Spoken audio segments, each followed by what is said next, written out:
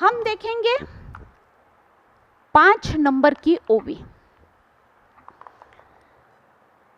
ये पहले मैं मराठी में लेती हूँ। अष्टादश पुराणे तीची मनी भूषणे पद पद्धती खेवने प्रमेय रत्नांची। इस ओवी का अर्थ ऐसा है, 18 पुराणे हेच अंगावरील रत्नजडित अलंकार होत, त्यात प्रतिपादन केलेली तत्वे हीच रत्ने व छंदोबद्ध शब्द हीच त्यांची कोंदणे होत। यही ओवी हम देखेंगे हिंदी में। हिंदी में ओवी देखेंगे।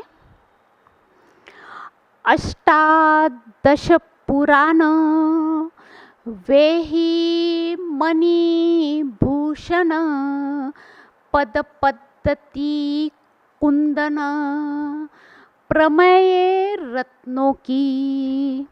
इस ओवी का अर्थ ऐसा है, 18 पुराण ये रत्नभूषण है, पद योजना उनकी बनावट है एवं गर्भित अर्थ यही उसका कुंदन है।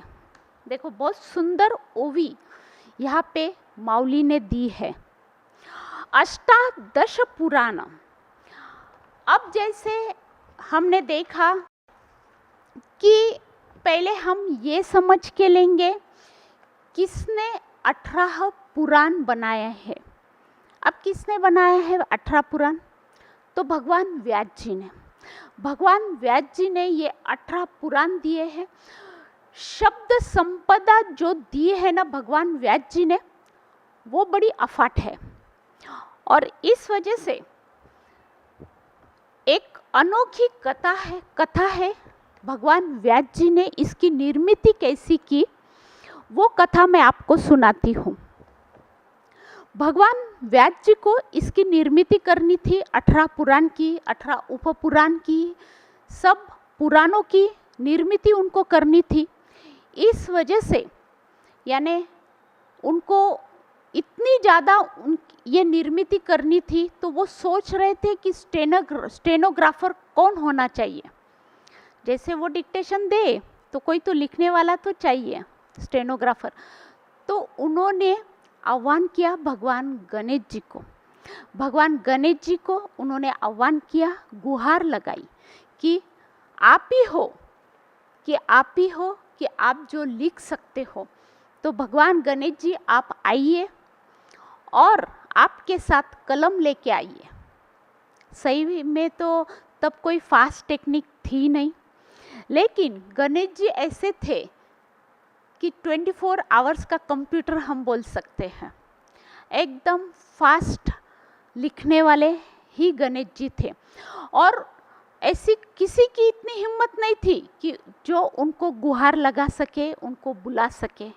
लेकिन भगवान व्यास जी में थी, उनके ही जोर पे उन्होंने आह्वान किया गणेश जी को। गणेश जी ने हाँ भर दी, लेकिन उन्होंने एक कंडीशन को रखा कि मैं आऊँगा, लिखूँगा, लेकिन आपने बराबर डिक्टेशन देना है। ऐसा नहीं कि रुक गए, नो इंटरवल टाइम, यानी ऐसा नहीं कि बस रुक गए, शादी में जाना है, 2 दिन की छुट्टी ले ली, फिर बोर हो गए, बस अब रेस्ट करना है, फिर चाय पीना है, थक गए, रुक गए। ऐसा नहीं होना चाहिए।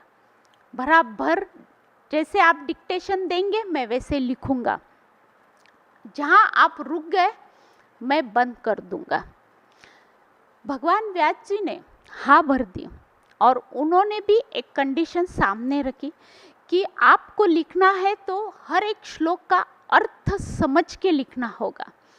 गणेश जी ने ओके कर दिया। ओके बोले ठीक है, मैं अर्थ समझ के लिखूँगा। तो इस ढंग से उन्होंने शुरुआत की और आपको मालूम है उन्होंने 18 पुराण तो लिखे ही लिखे, फिर 18 उपपुराण भागवत, महाभारत, इस तरह से अनेक ग्रंथों की उन्होंने रचना की। और सही मायने में तो कहा जाता है कि एक श्लोक की निर्मित हुई है और एवरेज टाइम था 3.5 मिनट में एक श्लोक को पूरा किया गया। इस तरह से उन्होंने इतनी सारी ग्रंथ संपदा हमारे सामने रखी है। अब जैसे गणेश जी को ही क्यों चुना गया?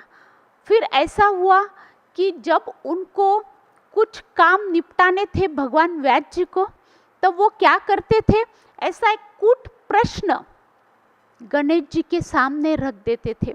तब गणेश जी थोड़ा सा सोचने लगते थे कि भाई वो कूट प्रश्न पे वो सोचते थे। तब तक भगवान व्यास जी आप अपना काम निपटा के आ जाते थे। फिर वो अर्थ को समझ के लिखते थे। इस तरह से उन्होंने इस ग्रंथ की निर्मित की। अब हम देखेंगे जैसे गणेश जी की ही वंदना क्यों, ऐसा क्या वेद ग्रंथ का विस्तार हुआ है हम देखेंगे, यानी वेद ग्रंथ का किस ढंग से विस्तार हुआ। अब वेद ग्रंथ का विस्तार, कितने ग्रंथों की निर्मित हुई, ये मैं आपको बताना चाहूँगी। वेद संहिता एक भाग, ब्राह्मणक दूसरा भाग, आरण्यक तीसरा भाग और उपनिषद चौथा भाग। अब वेद संहिता ये कितने ग्रंथ है, तो 11,031 ग्रंथ की निर्मित इसमें की गई। वैसे ही ब्राह्मणक 11,031 ग्रंथ इसमें भी लिखे गए। आरण्यक 11,031 ये भी ग्रंथ है और उपनिषद ये भी 11,031 ग्रंथ है। अब सब मिला के कितना हो गया, 4,524 ग्रंथ की निर्मित की गई। ये ग्रंथ की रचना है। अब इसमें और क्या आता है, ऋग्वेद 21, यजुर्वेद 101 ग्रंथ, सामवेद 1000 ग्रंथ और अथर्ववेद 9 ग्रंथ की निर्मित की गई। इसके बाद व्याकरण 8 ग्रंथ, निरुक्त 8 ग्रंथ, शिक्षा ग्रंथ तो अनेक ग्रंथ है, छंदो ग्रंथ है, 18 पुराण है, 18 उपपुराण है, फिर महाभारत है, सिद्धांत ग्रंथ है, संहिता है, डामर है, जामल है, दर्शन शास्त्र है, ये सब ग्रंथ है। और इन ग्रंथों में ये ब्रह्म का भूमा भाव विस्तारित रूप से ये किताबों में वर्णित हुआ है। देखो कितनी ग्रंथ संपदा है। उसके बाद इनके अलग अलग भाषांतर है, उसकी टीकाएं और अलग अलग ग्रंथों में है। यानी ये जो सब 4,524 जो ग्रंथ है, अब हम इनको पढ़ सकते हैं क्या? अगर हम एक दिन भी चाहे एक ग्रंथ अगर हम पढ़ ले तो भी पॉसिबल नहीं है कि हम इतने ग्रंथ को पढ़ सकते हैं, क्योंकि 4,000 वर्ष तक हम जी नहीं सकते हैं और इतना पढ़ना भी पॉसिबल नहीं है। इसलिए इसमें कुछ चेंजेस लाए गए हैं। जैसे ये जो शास्त्र है, ये जो गीता है, ये भगवान गोपाल कृष्ण ने अपने मुख के द्वारा गीता कही गई। अब ये जो भगवान गोपाल कृष्ण जी का जो अवतार हुआ ना, वो डायरेक्ट गोलोक से आए हैं। यानी डायरेक्ट गोलोक से भगवान कब आते हैं, तो एक कल्प के बाद आते हैं। अब एक कल्प यानी कितना?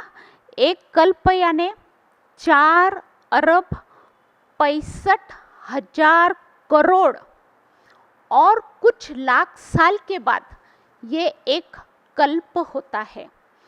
यानी ब्रह्मदेव जी का एक दिन, इसमें 14 इंद्र चले जाते हैं, तब एक कल्प होता है। और ये जो भगवान गोपाल कृष्ण जी ने जो अवतार लिया है ना, वो एक कल्प के बाद उन्होंने लिया है। इसलिए अभी जो भगवत गीता उन्होंने कही है ना अपने मुख के द्वारा स्वयंभू, इसका महत्व बहुत ज़्यादा है। और हम भाग्यवान लोग हैं जो ये गीता हमारे सामने है और हम उसका यानी ये गीता का जो उल्लेख किया गया है उसका अभ्यास हम निरंतर कर रहे हैं। अब जैसे भगवत गीता में एक श्लोक आता है, भगवत गीतासु उपनिषदसु ब्रह्म विद्यायाम योग शास्त्रे। ऐसे क्यों भगवान गोपाल कृष्ण जी ने कहा है? क्योंकि ये जो भगवत गीता है ये सब ग्रंथों का सार है। यानी 24 उपनिषद का निचोड़ इसमें किया गया है। 24 उपनिषदों का सार ये भगवत गीता में आया है। और ये जो सार है इससे क्या निकला? ब्रह्म विद्या निकाली गई। यानी ये ब्रह्म का क्रीम भाग है 24 उपनिषदों का सार, यानी ये भगवत गीता, ये ब्रह्म का क्रीम भाग है, इसमें से ही ब्रह्म विद्या निकाली गई। जैसे दूध मंथन किया तो दही निकला, दही को मंथन किया तो मक्खन को निकाला गया, और ये जो मक्खन है ये है ब्रह्म विद्या। फिर से ब्रह्म विद्या का मंथन किया गया, यानी इस मक्खन को बिलोया गया, तपाया गया और फिर उसमें से निकला घी। ये जो घी है वो है योग शास्त्र, यानी योग विद्या। अब ये जो योग विद्या थी, यानी ये जो योग विद्या थी, योग कौन से योग भगवत गीता में आए हैं? तो कर्म योग, राजर्षि योग, ज्ञान योग, बुद्धि योग और भक्ति योग। ये योग हम यानी ज्ञानेश्वरी में भी आए हैं और भगवत गीता में भी आए हैं। अब अगर हम पुराण देके वेद शास्त्र अगर हम निकालते हैं और देखते हैं तो हमें समझ में आएगा कि ये योग के अनुभव लेने के लिए 60,000 साल की तपश्चर्या करनी पड़ती थी। 60,000 साल तप करना पड़ता था, तब जाके हमें ये योग का अनुभव आता था। अब देखिए आज की लाइफ तो 60 साल की भी मारामारी है। 60 साल तक भी हम जिएंगे कि नहीं, भरोसा नहीं। जिंदगी का ये फुगा कब भी फूट सकता है, क्योंकि हम देख रहे हैं बचपन से ही बीमारियों की शुरुआत हो गई है। और इस वजह से अगर 60 साल के आगे भी अगर हमारी लाइफ थोड़ी बहुत एक्सटेंड हो जाती है, थोड़ा बहुत अगर हम जी भी लेते हैं, तो हम एक तो हॉस्पिटल में होंगे या घर के बेड पे होंगे। इस वजह से क्या किया गया, जैसे उदाहरण के तौर पे विश्वामित्र जी ने ये 60,000 साल का तप किया था, तब जाके उनको ये योग का अनुभव उन्होंने लिया था। वृषभदेव जी ने तो कई लाखों साल तक उन्होंने तप किया। अब अगर हम काल गणना देखें तो काल गणना कैसी रही है? कलयुग अगर हम देखें तो 4.5 लाख साल का कलयुग, उसको अगर हम डबल करते हैं तो आता है द्वापर युग, यानी 9 लाख साल का। अगर उसको हम डबल करते 9 लाख साल को, तो 18 लाख साल का त्रेता युग, और 18 लाख साल को अगर हम डबल करते हैं तो आता है सतयुग, कम से कम 40 लाख साल का सतयुग। अब जैसे राम जी ने 11,000 साल का यानी 11,000 साल तक राज्य किया, फिर ध्रुव, प्रहलाद, ये 1-1 लाख साल तक उन्होंने राज्य किया है, वो रहे हैं 1 लाख साल तक। यानी तब की शरीर संपदा वैसी थी, परमाणु उस ढंग के थे कि वो लाख साल तक जीते थे। लेकिन अभी ये जो कलयुग है, इसमें पृथ्वी प्रधान शरीर है, यानी अन्न और पानी के सिवा हम जी नहीं सकते हैं। आज अगर मैं कहती हूँ चलो आज के दिन उपवास करो, खाओ मत, तो सब भाग जाएंगे, क्योंकि खाना खाना ज़रूरी है, पानी पीना ज़रूरी है। पृथ्वी प्रधान शरीर है और यही अन्न और पानी हमारे शरीर को जल्दी नष्ट कर देता है, यानी शरीर गलता है, सड़ता है, नष्ट होता है और शमशान भूमि की तरफ हम जल्दी से जल्दी बढ़ने लगते हैं। इस वजह से हम ज़्यादा 1000 वर्ष तक हम जी नहीं सकते। द्वापर काल में यह शरीर सैकड़ों साल तक रहता था। त्रेता युग में भी हजारों साल तक ये शरीर आराम से जी सकता था।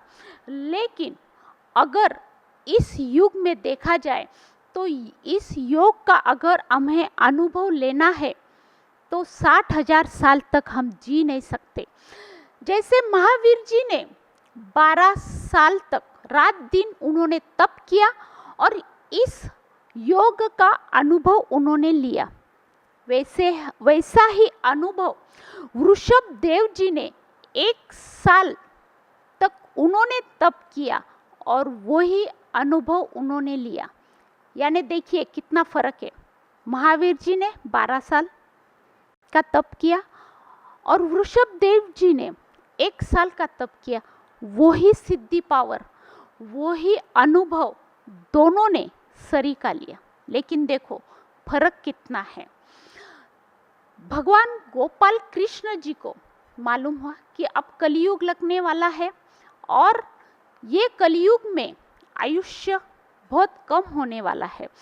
इसलिए भगवान गोपाल कृष्ण जी ने एक अमेंडमेंट की, यानी इस वेद ग्रंथों में उन्होंने कुछ चेंजेस लाए। ये खाली विश्वपति ही कर सकते हैं।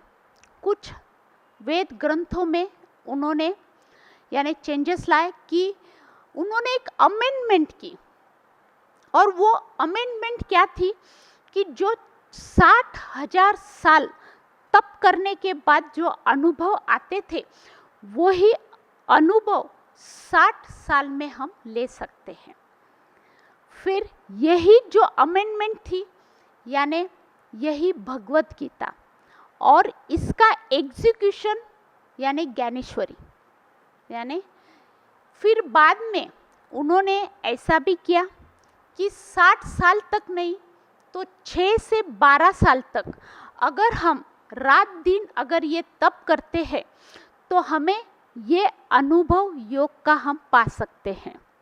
यानी 6 से 12 साल के अंदर भी हम ये योग का अनुभव ले सकते हैं। इस तरह से उन्होंने अमेंडमेंट की, यानी योग प्रकट किया, और ये जो विद्या का जो अवतीर्ण हुआ, इसलिए भगवान ज्ञानेश्वर जी का अवतार हुआ, खाली ये योग प्रकट करने के लिए या और ये विद्या अवतीर्ण करने के लिए उनका अवतार हुआ।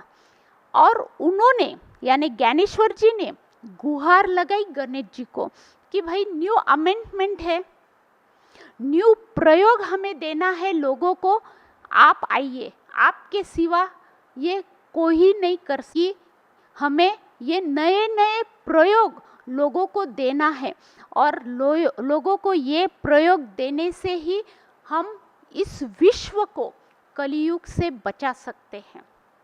नए प्रयोग यानी कौन से प्रयोग? ये जो 24 उपनिषदों का सार, ये सार में से जो प्रयोग निकले हैं यही प्रयोग है। उसमें आता है इंटेलिजेंट कोशंट यानी बुद्धियांक, इमोशनल कोशंट यानी भावनांक, और स्पिरिचुअल कोशंट यानी अध्यात्मांक। अब ये कोशंट के बारे में मैं आगे डिटेल बताऊंगी। ये तो खाली पिक्चर है, ये खाली ट्रेलर है, पिक्चर अभी बाकी है। और जैसे जैसे बुद्धि योग में ये अंक के बारे में आएगा तब मैं आपको डिटेल बताऊंगी। और ये जो मेनली जो स्पिरिचुअल कोशंट है यानी अध्यात्म अंक, इसे ऋतुंबरा प्रज्ञा कहा जाता है। ये वेद में ये शब्द आया है और ये ऋतुंबरा प्रज्ञा से ही ज्ञान प्रकट होता है। ऐसे प्रयोग ये 16 साल का बालक इसने महाराष्ट्र में दिया। और ये ज्ञानेश्वरी अगर हम माइनस करते हैं तो हम किसी को भी प्राप्त नहीं हो सकते। इसलिए ज्ञानेश्वरी को माइनस करके नहीं चलने वाला, क्योंकि ज्ञानेश्वरी ये ग्रंथ ही ऐसा है कि ये कलियुग से बचाने वाला ये ग्रंथ है। और इस ग्रंथ का बड़ा महत्व है क्योंकि नए नए प्रयोग इसमें ज्ञानेश्वर जी ने दिए हैं। इस वजह से ज्ञानेश्वर जी एक ओवी डालते हैं, सात सच्ची सद्गुरु नाथे निमित्त करुणी माते, संबंध व्याजे जगाते रक्षिले जाना। यानी सात सच्ची सद्गुरु नाते कि हे मैं सत्य कह रहा हूँ, ये मेरा ग्रंथ ही कलियुग से बचाने वाला है। और ये किसने निमित्त किया है? तो ये मेरे सद्गुरु नाथ ने मुझे निमित्त किया है। मैं खाली निमित्त मात्र हूँ। और पूरे विश्व को संबंध व्याजे जगाते रक्षिले जाना, यानी पूरे विश्व को ये मेरा ग्रंथ ही बचाने वाला है। ऐसे कहने वाले ये एकमेव संत थे, भगवान ज्ञानेश्वर जी। अब जैसे नए नए प्रयोग दिए गए, नए नए प्रयोग की निर्मिति की गई, यानी अष्टादश पुराणे, तीची मणिभूषणे। अब ये जो 18 पुराण है, ये 18 पुराण क्या दर्शाते हैं? ये भगवान के अलंकार है। ये जो अलंकार है ना, ये रत्न जड़ित है। अभी अलंकार कैसे रहते हैं? रत्न कैसे रहते? कीमती रहते, रत्न से भरे हैं ये। यानी उनकी जो अलंकार है गणेश जी के, ये रत्न जड़ित है। और इसमें जो यानी ये जो पुराण है, 18 पुराण, सब पुराण, भागवत पुराण, मत्स्य पुराण, फिर नारद पुराण, गरुड़ पुराण, भागवत भी एक पुराण है। ये जो सब पुराणों की जो श्रृंखला है, इसमें तत्वज्ञान भी है। यानी क्या? ये ग्रंथों में ऐसा भी बताया गया है कि ब्रह्मांडों की निर्मिति कैसे की गई, सब बातें इसमें बताई है।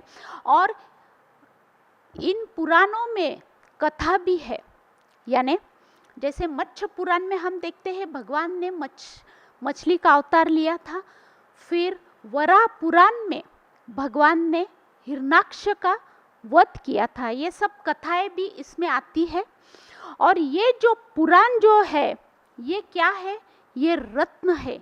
और ये रत्न कीमती है, इसलिए भगवान व्यास जी ने जो दिया है ना। और ये रत्न कहाँ पे है? ये रत्न भगवान गणेश जी का के दुपट्टा, यानी जो शैला है, जो दुपट्टा है, उस पे ये रत्न जड़े हुए हैं, इसलिए ये कीमती है। और भगवान व्यास जी ने जो 3 मिनट में जो एक श्लोक की जो निर्मिति की है ना, ये बड़ी प्रतिभा है, उनकी प्रतिभा है। और ये हमारे ऊपर एक उपकार है कि उन्होंने इतनी बड़ी ग्रंथ संपदा हमको दी है। और ये क्या दर्शाते हैं? ये ग्रंथ संपदा, ये भगवान का वस्त्र है।